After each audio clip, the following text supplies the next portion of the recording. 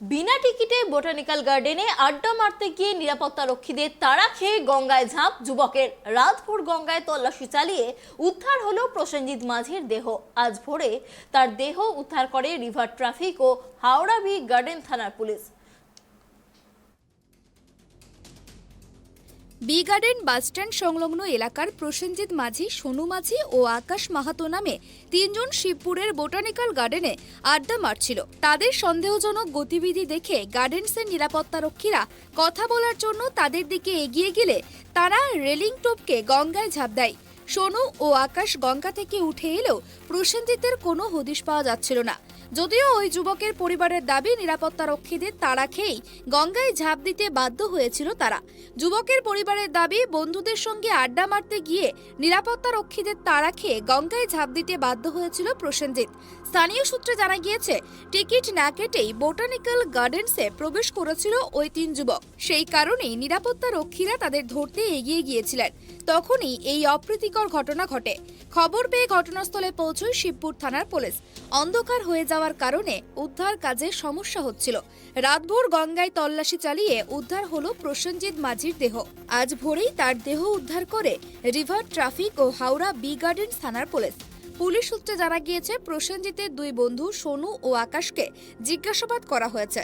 প্রসেনজিতের পরিবারের তরফ থেকে এখনো অবধি থানায় কোনো লিখিত অভিযোগ দায়ের করা হয়নি।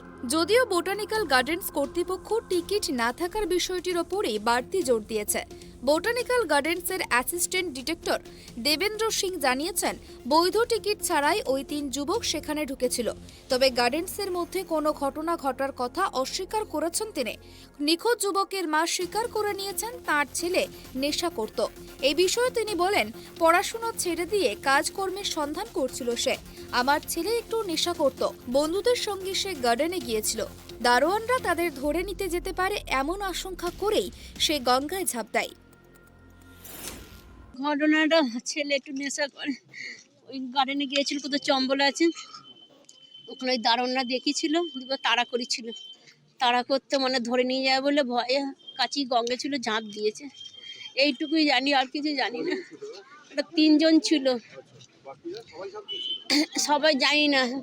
একজন যে প্রথমে দিয়েছিল সে বলল যে আমি বললাম যখন ওকে ঝাঁপ দিতে দেখেছি, তারপর আর দেখলাম না, দেখি নেই, তাই বলছে। গঙ্গার ধারে ওর জুতোটা পাওয়া গেছে। হ্যাঁ বলো, গঙ্গার ধারে জুতোটা পাওয়া গেছে। জুতোটা পাওয়া গেছে গঙ্গার ধারে না, যেখানে ঝাঁপ দিয়েছে ওখানে ধারে থেকে জুতোটা পাওয়া গেছে। হ্যাঁ সেইটি তো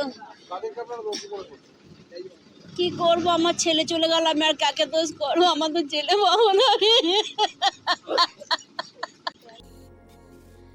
মৃতদেহ ময়নাতদন্তের জন্য পাঠানো হয়েছে।